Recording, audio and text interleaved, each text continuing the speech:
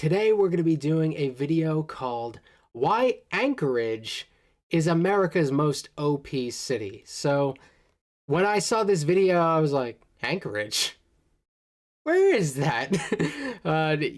I'm not one for memorizing cities and all that. I learn them if I feel the need, but like I'm not really big into memorization in a lot of ways. If it's information that I feel like I'll have the opportunity to look up if I need to.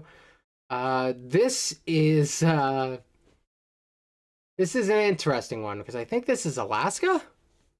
And I guess I can see how Alaska would be strategically unique, but I don't know why it would be considered OP. Like, Alaska is in a really interesting place. It has a lot of natural, or it has a lot of resources, we'll say. They've got a lot of oil, I believe.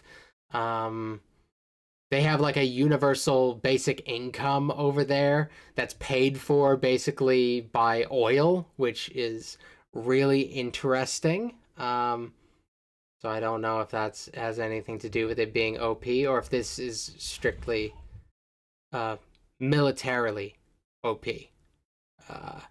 And if it is that case, I don't know if I don't know how Alaska fits into an American military vision. I don't know if it's ever played out like that. So I guess we're just gonna have to learn by watching. So let's see. This video is made possible by CuriosityStream and Nebula. Watch another full-length companion video to this one in my ongoing Modern Conflict series that explains the entire history of the conflict between Greece and Turkey, from the Turkish invasion of Cyprus to the brink of war in the Mediterranean this year, which you can access by signing up for the CuriosityStream Nebula bundle deal for less than $12 a year at curiositystream.com/RealLifeLore. In 1935, while speaking to the United States Congress, and just 1 year before his own death, U.S. General Billy Mitchell, father of the U.S. Air Force, stated, "I believe that in the future, whoever holds Alaska will hold the world. I think it is the most important strategic location." It seems fine. Like, I can see that there is some significance to Alaska, but I guess I've never appreciated it like that. I guess if the United States is going to hold land that is not connected to the mainland, there is an inherent challenge to that. So it's got to be worth it. So I'd imagine like places like Alaska, Hawaii, possibly Guam, a lot of them have significance that maybe I don't appreciate. Because in order to maintain something like that, you don't just have land for the sake of having land. You have to have purpose for said land. There's a lot of places that people aren't really crazy about claiming because they don't really serve a purpose. In the entire world. Billy Mitchell was a man who was decades, and in some cases even centuries, ahead of his own time. Because today, nearly a century later after his statements to Congress were made, Alaska is quickly becoming America's most valuable possession, and her most strategically well-placed territory. Which is all pretty historically ironic, because for most of human history, Alaska has been widely considered as almost completely worthless. In 1867, Alaska was still a colony of the Russian Empire, but they agreed to sell it to America for just $7.2 million, which is still only a ridiculous $111 million when adjusted for inflation today. If that same deal were offered today... And it's the biggest state. Just land-wise, it is the biggest state in the United States. So if you just care about land for the sake of having land, that's still a good deal. Elon Musk could afford to buy Alaska more than 2,000 times over. That's pretty much how worthless the territory was valued at the time. And even a century later, when Alaska became a fully fledged state in 1959, their population was still only a little more than 200,000 people, and all in a state that is larger than Texas, California, and Montana all combined. And then, even today, there's still only about 730,000 people who call the state home, and 40% of them all just live in Anchorage right here. Anchorage may have a population that's smaller than 3 different neighborhoods in New York City, but regardless, it's also become America's most strategically well-placed city. And here are all of the many reasons why. Until the 20th century, Anchorage and Alaska were located in a very far-flung and remote part of the world, seemingly far away and isolated from the rest of civilization. But all of that changed with the— Like, you look at this and it's like, that... If you look at this compared to where, like, the mainland United States is, that's kind of a pain on the face of it. Like, I can see that how it could be a strain during certain times, especially with, like, during the early acquisition, to maintain such large territory that's not attached to your mainland. Some empires do it very well, but it's not like there isn't a challenge that comes with it. Another thing that I didn't fully appreciate, there are like pieces of land that go like, that are like little islands that are extensions of Alaska that I guess I never appreciated that could have some significance. I know we're just talking about Anchorage here, but there's like, I didn't realize how far out these tiny little sliver islands go. World, seemingly far away and isolated from the rest of civilization. But all of that changed with the advent of aviation, airplanes, the Cold War, and the economic rise of Asia. Throughout the mid and late 20th century, the most efficient and direct way possible for a jet traveling from a European airport like Paris to an East Asian airport like Tokyo would be to fly directly northeast across Siberia. The only problem during the Cold War was that Siberia was a part of the Soviet Union, and the monolithic USSR was denying their entire airspace to most Western-based airlines. This created a significant geographic problem, because the Soviet Union covered about 1/7 That is what happens of when all you the try to land win a on the card planet, and was only slightly smaller than the entirety of North America. Western airlines were effectively blocked from flying over this continent-sized area in between Europe and Asia, and so they had to develop another way to connect Europe and East Asia with flights. The perfect solution turned out to be the airport at Anchorage, Alaska. You see, while the most efficient route between Europe and East Asia was blocked, the second most effective route was to fly from Europe north above the pole, skirt around the Soviet airspace, and then head south towards Japan. The only problem with this option was that no plane at the time had the range to do this long of a flight continuously on a single tank of fuel. So a refueling stop had to be added somewhere. And the only city of any significant size nearby to this whole route was, of course, Anchorage. And so this small city of only a 250,000 people at the edge of America's final frontier came to be called the crossroads of the world, seeing international air traffic that rivaled the likes of Chicago and even Los Angeles. There were flights coming in from— It's kind of got a thankless position. While incredibly important, it's very easy. I see how it could slip under the radar, given that it's kind of an intermediary that allows a lot of the greater entities around it to function to the best of their ability. That's kind of awesome. Places as diverse and far away as Paris, London, Amsterdam, Copenhagen, Hamburg, New York, Sao Paulo, Mumbai, Seoul, and Tokyo. And the airport was suddenly making Anchorage incredibly influential and wealthy. But Anchorage's geographic advantages in this situation were unique and politically motivated by external factors, and they wouldn't last forever. In 1989, with the Cold War beginning to come to a close, the Soviets finally opened up their airspace to the west, while at the same time, longer-range aircraft were being developed that could actually fly the entire distance between Europe and Asia in a single go. The results were fantastic for the airline companies that can now dramatically save on costs by flying more efficiently across Siberia, but they were disastrous for little Anchorage in Alaska. Each round-trip flight that Anchorage lost was equivalent to a, quote, $79,748 loss in fees, taxes, fuel, duty-free shopping, concessions, and catering dues. By 1991, Japan Airlines alone— So despite that, it's still incredibly OP? Because, like, the title indicates it's in the present America's most OP city. So that, okay, it's gonna come back from this, I'd assume. alone had decreased their once 17 weekly round-trip flights to Anchorage down to only 4, and eventually halted their Jim, service thanks for joining entirely, us. followed shortly thereafter by Lufthansa, Air France, British Airways, and many others. Today, there are only 2 direct international passenger flights from Anchorage remaining, and they're both only seasonal, to Frankfurt in Germany and to Petropavlovsk-Kamchatsky in Russia. And yet, despite that, the Anchorage airport still remains the 3rd busiest airport in the entire United States. Because it isn't people who are moving through Anchorage anymore, it's cargo. You see, when flying bulky cargo on an airline, you really only have 2 choices to make. You can either carry more fuel and less cargo, which increases your range but decreases per flight revenue, or you can carry more cargo but less fuel, which obviously reduces your range but increases per flight revenue. And because of its geography, Anchorage Airport is one of the few locations in the world where the latter option, sacrificing fuel in order to carry more cargo, actually works very effectively. You see, Anchorage is located nearly precisely at the center between New York City and Tokyo. And this means that, even further, Anchorage, at nearly the top of the world, is located within a relatively short 9.5-hour flight of about 90% of the entire developed world beneath.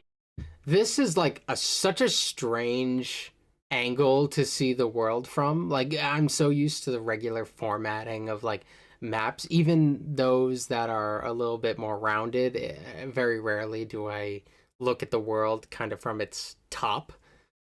It's I know that doesn't add too much to this. It's just kind of jarring to me. It. Honolulu, Vancouver, San Francisco, and LA are each less than 6 hours away. New York, Mexico City, and Tokyo are all less than 7. Beijing, Shanghai, Hong Kong, and Seoul are all less than 8, while London, Frankfurt, and Moscow are all less than 9. Yeah, the most entirety of the places... US, Japan, South Korea, and most of China and Europe are all within That they've reach made. of just a 9.5-hour flight. No other major airport on the entire planet is within such close range of this many other major cities within the industrialized world. And it's precisely because of this location why cargo carriers continue using Anchorage as a stopover point to refuel. Because when they do, planes can depart from airports across Asia with heavily reduced fuel loads, but with dramatically more cargo loads. With a reduced range, they can't make it all the way over to North America in a continuous go. So they stop over in Anchorage first, refuel, and then continue on from there with their higher cargo loads to airports across the United States and Canada. By using this strategy, air freight carriers can essentially have their cake and eat it too, by connecting planes with higher loads of cargo from Asia, the world's largest manufacturing hub, to anywhere in North America, the world's largest consumer market. This strategy enables many planes to carry an extra 100,000 pounds of cargo than they otherwise would be capable of to the North American continent, and extrapolated out to $1 in revenue per pound, 5 flights a day, 6 days a week, and 52. This makes sorry, I'll go back a little bit so you can hear all that information kind of back to back. This kind of makes the relationship between Asian manufacturing nations and the United States feel a little bit more tangible. Being from the United States, we do see a lot of Asian manufactured goods, and it's kind of a relationship that I've always been able to understand in the abstract, but this kind of bridges the two in a literal sense, but it kind of makes the whole process feel a little bit more tangible, which is kind of cool. I'm enjoying this video so far. So RealLifeLore is the name of the channel that we're checking out for those of you who've come in after, and I think I might check out more of their stuff a little bit more often, because this is really cool, especially learning about something with historical elements to it, but also modern elements as well. 1,000 pounds of cargo than they otherwise would be capable of to the North American continent, and extrapolated out to $1 in revenue per pound, 5 flights a day, 6 days a week, and 52 weeks a year. That's potentially more than $150 million in added revenue for a carrier to make. This is why in the years following the end of international passenger travel following the end of the Cold War, both FedEx and UPS opened up major international cargo shipping hubs in Anchorage after the city's geographic potential was realized. And this is all why, still today, the Anchorage airport is overall the 4th busiest airport in the entire world and the 2nd busiest in the United States as measured by cargo traffic, with nearly 500 wide-body cargo plane landings every single week of the year on average. And then, sometimes, it even becomes the absolute #1 busiest airport in the world. On the 25th of April 2020, as the COVID-19 pandemic was first sweeping the world, passenger air traffic across the world plummeted everywhere by more than 90%. But at the same time that was all going on, cargo air traffic wasn't anywhere nearly as hindered, and most cargo flights were still allowed to operate as usual. And thus, on the 25th of April 2020, the Anchorage airport saw more air traffic coming from cargo planes between Asia and North America than any other airport in the world saw, and was the busiest airport in the world for a single day. And the importance of Anchorage as an international cargo hub is only going to continue growing faster and faster throughout the 21st century. As fate would have it, the COVID-19 pandemic proved to be yet another boon for Anchorage's geostrategic location. As the demand in the Americas for supplies from Asia increased, many more cargo flights found their way to Anchorage in order to satisfy it, resulting in a massive 16% increase in cargo that was transported through the airport in 2020 as compared to 2019. And despite the downsides to the pandemic, it seems like there is still plenty of consumption occurring. It doesn't mean that people aren't suffering financially. But there is like a strangely high amount of consumption, and I don't know exactly how to make perfect sense of it. As Asia continues to rise in economic prominence, so too will Anchorage's position. But especially interesting for the future of Anchorage is a country that's almost on the opposite side of the world, India. As India develops and grows more advanced and wealthier across the 21st century, the demand for travel between India and America will only continue growing stronger and stronger, and as it stands now, there are several routes between the two that are not direct. For example, there currently aren't any direct flights between New Delhi and Los Angeles, or between Mumbai and San Francisco. Instead, these routes use layover stops along the way in foreign countries like Tokyo, Dubai, Doha, or London, and then continue on to LA or San Francisco from there. In a bid to bring back passenger air travel to the airport, Anchorage has made proposals for these routes to establish one-stop layovers in Anchorage, in order to avoid connections in a foreign third-party country from having to be made. Time will ultimately tell. Technically, if you're in Anchorage, you're in the United States. But I get what they mean here, because like you're in like a very different kind of the part of the United States from what people typically would have I guess would desire to be. Nothing against Alaska, but it is very different from the rest of the United States. You'd have to have a particularly specific or unique interest to want to go specifically to Alaska. A lot of the travel is more focused on mainland United States. So like, I get that. Facial mask manufacturing, for instance. Yeah, that is definitely a big thing that we would be importing. It feels like we haven't been able. Like, I'm not going to claim to be a pandemic expert. I think that's one of those things that a lot of people have done poorly during this whole thing. Everybody was suddenly a medical expert, and everybody suddenly knows everything about how to handle a public health crisis. I'm willing to come out and say, like, I don't know much. I'm just going to try to listen to people who seem smart and do the best I can. But it seems like the United States has like a manufacturing problem where we have not been able to keep up with demand when it comes to the good masks. We've made tons of cloth masks that I believe are better than nothing, but are not necessarily the best working. Like you want the good medical grade masks, but like some few people actually have those to wear on a daily basis, and many people would opt to wear the more comfortable mask, even though it doesn't work very well.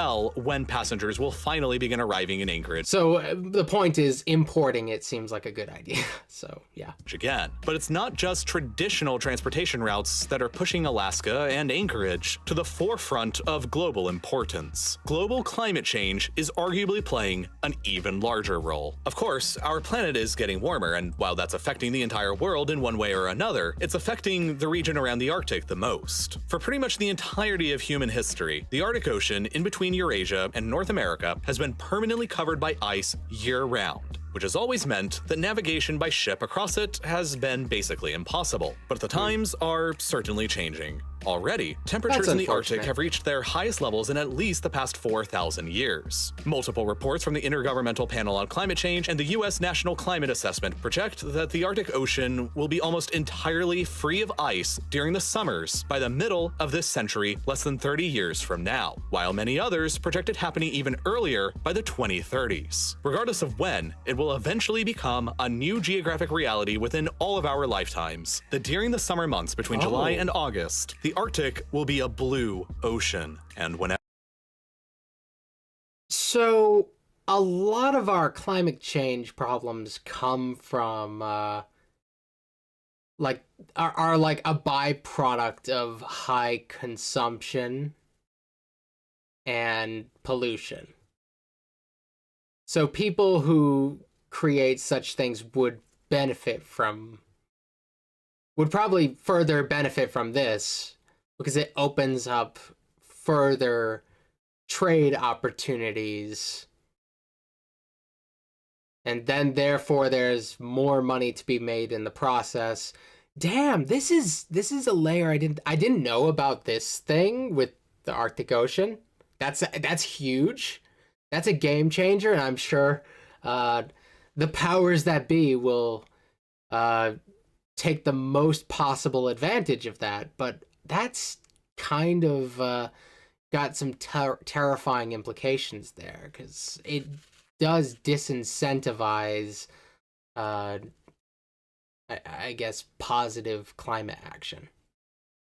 Though I don't know if there's any turning back the clock at this point. I think we might, who knows, we might be at the point of no return. It's hard to say. Whenever it's like that, Alaska will skyrocket in global importance. There are two key trade routes that flow across the Arctic: the Northern Sea Route that runs along the northern edge of Russia, and the Northwest Passage, which runs along the northern edge of Canada and Alaska. Right now, both of these trade routes are hardly usable because they're still covered by ice for most of the year. But as the ice continues to retreat more every year, they will completely change the game of international shipping and irrevocably alter the way that our goods travel across the world. Right now, if you want to ship something from the largest port in Europe, Rotterdam, to either Vancouver or Seattle, the most efficient route will take your goods by ship across the Atlantic, through the Panama Canal, and then up the Pacific for a total length of 8,850 nautical miles. And that's considered efficient-ish. Were the Northwest Passage to be utilized instead, the distance would all of a sudden only become 6,950 nautical miles, a reduction of nearly 2,000 miles, which will save days, if not weeks, in time, and tens, if not hundreds of thousands of dollars in money. Similarly, when goods are shipped between Rotterdam and Yokohama, Japan, today, ships have to travel along a route through the Strait of Gibraltar, the Mediterranean, the Suez Canal, the Red Sea, and then across the Indian Ocean through the Strait of Malacca, and then up the Pacific Ocean for a total journey of 12,730 nautical miles. But if the same ships simply utilize the Northern Sea Route along Russia, their distance traveled would be dramatically reduced to only 5,750 miles, cutting out more than 7,000 miles of distance and 19 days of travel time.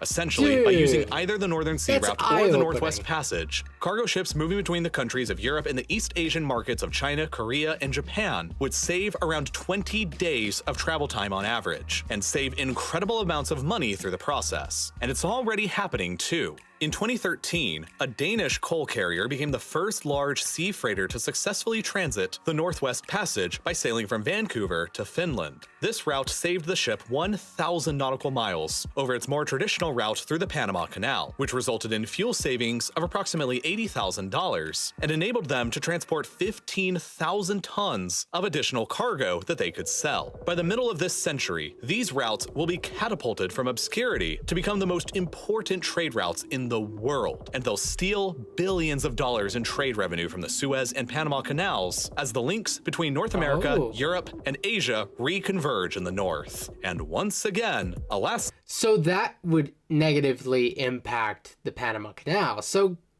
that is one of those things that happens when you find greater efficiency. The established process is going to have, there's going to be like a negative impact upon like the Panama Canal. Like generally, progress for the sake of progress. Let's go for it. But that is something that I suppose has to be acknowledged. I don't know what the fallout for such a thing would end up being, or if there is a significant fallout, or if just some wealthy people would be a little less wealthy. I don't know what happens when the Panama Canal no longer gets as much business. Alaska's geographic position, long considered worthless, will be right at the epicenter of it all. Both the Northwest Passage and Northern Sea Route will have no other choice but to pass through the narrow Bering Strait between Alaska and Russia, meaning that Alaska will effectively hand the United States control over one of the late 21st century's most significant maritime choke points that will rival even the Strait of Hormuz in the Middle East. Because just like that strait, the area around the Bering Strait is absolutely chock full of valuable resources like oil and natural gas. It's believed that within these basins across the Arctic Circle, there may exist as much as 13% of all the world's remaining undiscovered oil, along with 30% of all the world's natural gas, and all within easy reach from the United States by way of Alaska, Denmark, and the European Union by way of Greenland, along with Canada, Norway, and Russia. The possibility of all these rich and untapped resources here is leading to controversy and tensions, and once again, Alaska will play the most critical role in America's overall defense strategy of the 21st century. America already has. I know there is talk that as time goes on and as we start like really trying to lock down resources like oil reserves and stuff like that, the international focus will shift a little bit more towards Antarctica. But I didn't realize the degree to which it would also shift towards the top of the world. So it's kind of like these untapped resources at the top and bottom of the world are going to be opened up to everybody. They've always been there, but there will be a greater urgency to tap into them, which right now there's kind of like a neutrality around Antarctica, but that's probably not going to last forever. Right now, a bunch of people a bunch of countries have claims on it, but it's still kind of a neutral space. But there is certainly a sort of defensiveness where people want their slice when the time comes, almost certainly. Has dozens of bases scattered across the Pacific Ocean in Hawaii, Guam, Japan, South Korea, and more. But, like I mentioned earlier, Alaska is closer to most of America's rivals than anywhere else on the planet. It only takes a few hours for missiles or planes to move between Alaska on one side and Moscow, Beijing, or Pyongyang over on the other. But it goes both ways. In the event that, say, North Korea ever fires a nuclear missile at the US mainland, the most efficient route that missile will take will inevitably take it right nearby Alaska, which gives the US military an incredibly valuable opportunity to intercept it there first before it strikes a bigger city down in the mainland. And because of that, the US military has placed its largest ground-based anti-ballistic missile defense complex here at Fort Greely. In total, there are 9 US military. And the North Korean example is always used, but like I don't like how often it's used because it makes it feel like it's more of a realistic thing to happen, but I don't think it's very realistic at all. Like the one circumstance I could see North Korea like popping off and firing upon somebody is like in a moment of absolute desperation. Perhaps there are like enough sanctions to really choke them financially and really create desperation where they have nothing else they can do. But still, under those circumstances, it doesn't feel super realistic. So when they say North Korea firing upon the United States, they use a lot of threats, but I don't think they want to open up that can of worms. I think that has to be mentioned anytime the North Korea stuff comes in. You did not miss Saladin. We're going to be doing that after this video. Military bases across Alaska, but they're not the only bases America possesses that are adjacent to or within the Arctic. There's also a 10th base called Thule, over on the northwestern tip of Greenland, and America is far from the only country who has bases up here. Canada has about 4, the Norwegians have 1, while the Russians have at least 18 that are publicly known about, which are more bases than every other country around the Arctic combined. When everything gets put together like this, it begins to make more sense why the Trump administration offered to purchase Greenland from Denmark back a few years ago. Because, well, if they did, they would control territory on both sides of the Northwest Passage and leave Canada in the middle. You see, America and Canada have a bit of a disagreement over the status of the waters between the islands of Canada's archipelago that the Northwest Passage has to pass through. Canada claims these waters to be internal Canadian waters, of course, meaning that they can legally close them down to anyone they want at any time and for any reason, which would basically give them a monopoly control over the Northwest Passage. Meanwhile, the United States argues that these waters are part of an international strait, which would mean that all ships from all countries would maintain the right of transit, eroding Canada's potential monopoly over what could become, in just a few decades, one of the most valuable and lucrative trade routes in the world. Right. So on top of highlighting how this makes Alaska geographically incredibly important, this also highlights the position of Canada in future political conflicts. It's hard to say if Canada is going to be able to assert these claims if the United States really tries to put on political pressure, which it can be pretty good at. It might be a little difficult. It might be a bit of a battle. I don't know what it would take for the United States to lay down and allow this to happen. I don't know. There would have to be some sort of international arbitration, I'd imagine, to make this clear, because in gray areas like this, I don't know who's right and wrong. It's hard for me to say. Canada's probably right. I don't know.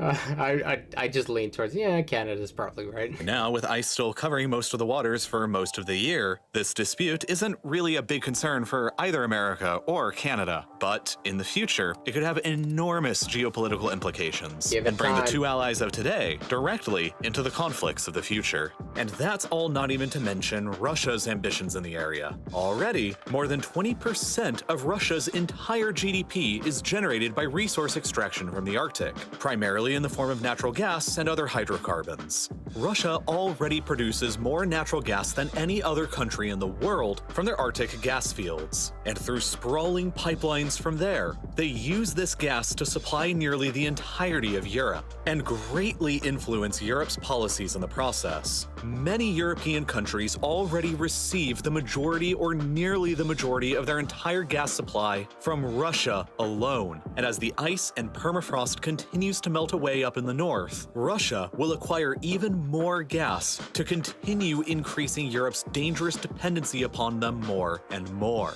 This is why Russia believes the Arctic will be their catalyst that'll propel them back onto the world stage once again as an influential global great power. And it's why the Russian military has been rapidly expanding their bases up here and reactivating decades-old defunct Soviet installations. The Arctic is quickly heating up to become the late 21st century's greatest geopolitical showdown and the greatest source of new global wealth. And as it stands right now, there aren't that many large cities nearby that'll be capable of capitalizing on it. If you draw out a 400-mile zone around the outer edge of the Arctic Circle, then these are the only cities of any reasonable size close by, and the largest of them by far are Murmansk in Russia and Anchorage in the United States. However, since Anchorage is located closer to the Bering Strait does it?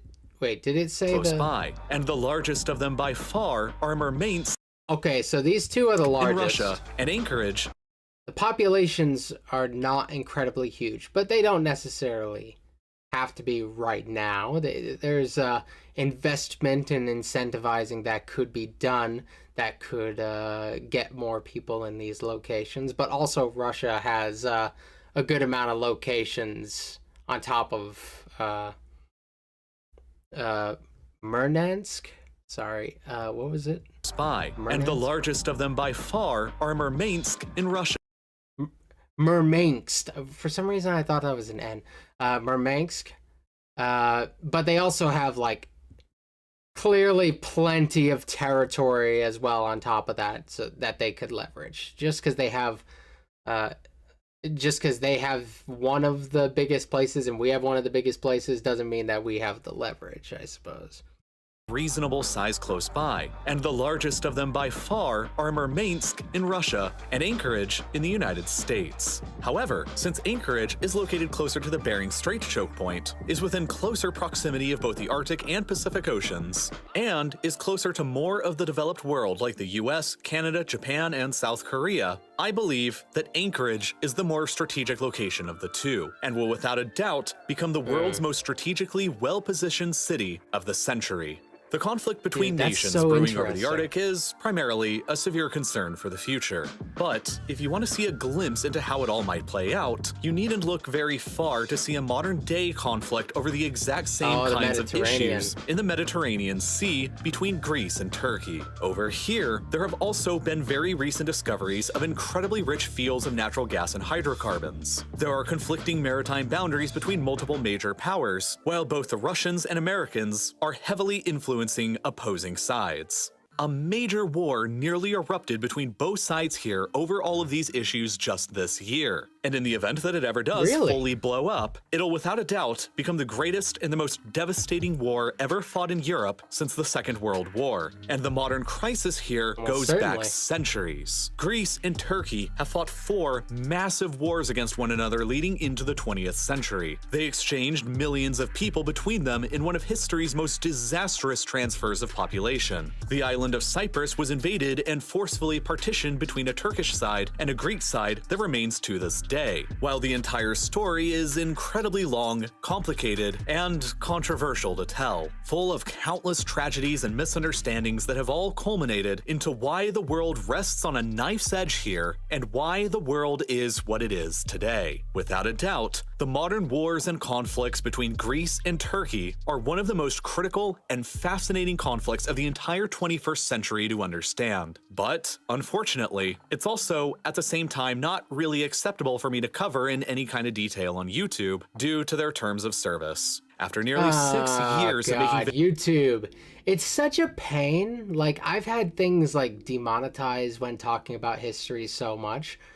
And some things, like, I totally understand, but, like, I think they need to clamp down, or do the opposite of clamping down, when it comes to historical content. I think you need a little bit of leeway when we're talking about true stories. But the automated systems don't seem to know the difference whenever I talk about war or whatever. And when I'm in my titles, I try to avoid using words like war and death, and I try to find alternate terms when it comes to... It's the worst. Limiting some good content here, YouTube. Videos here, especially for somebody who probably relies upon their revenue. I don't rely on my revenue too much. It's just extra for me. It lets me buy DVD box sets for a show from the 1950s that we will be checking out at a later point. On the site. I really do know how making videos on YouTube works, and I know that any videos covering wars or conflicts, especially ones that are going on right now, are nearly impossible to have monetized, which means that they'll be censored and unpromoted by YouTube's algorithm, and consequently, you won't ever see them. So, once again, I created yet another full-length companion video in my ongoing Modern Conflicts series that's about the same length as this video, with all of that controversial but fascinating information about the modern struggle between Greece and Turkey, and uploaded it directly to Nebula, which, as you've probably heard by now, is home to tons of exclusive, ad-free content like my entire Nebula. Modern Conflicts series, with 8 other additional full-length I haven't used Nebula, but I like it in theory. videos that you can go and watch right now, covering topics like the Soviet invasion of Afghanistan, the ongoing war between Russia and Ukraine, the Israel-Palestine conflicts, the 2020 Armenia-Azerbaijan war, the ongoing war between North and South Korea, and many others. This guy's got layers. Of course, the reason why all of these videos are only on Nebula is because the YouTube algorithm actually punishes me and all other YouTube creators for ever trying anything new, controversial, or different. But Nebula is a different platform without an algorithm, and I'm letting this play out because I think this video is fairly new, and I think the promo code might still be active for all I know. without any ads. It's just a platform about great and unique content made by great and independent educational creators with plenty of other projects from other creators you probably already know, like Whenever Productions, Half as Interesting, Real Engineering, Tierzoo, Tom Scott, and so many others. I know the best way about to get that access to person, Nebula kind and of. all of this incredible content is definitely through the amazing Curiosity Stream Nebula bundle deal, and with its current holiday sales price, it's a better deal than ever at less than $12 a year to get full access to both sites. And Curiosity Stream has some phenomenal stuff that you're definitely going to enjoy too, like The Year That Rocked the World, 1989, an epic 52-minute long feature documentary that'll take you through how all in a single year, the Soviet Union began to collapse, the Berlin Wall came crashing down, Iran's That first sounds supreme like leader fun. died, and the Chinese Communist Party cracked down on the protests at Tiananmen Square. If you felt like my video didn't go deep enough into the fascinating story of the Soviet Union's breakup, then this is definitely the video for you, with multiple expert and eyewitness testimonies accompanied by insane amounts of rich and detailed historical footage. I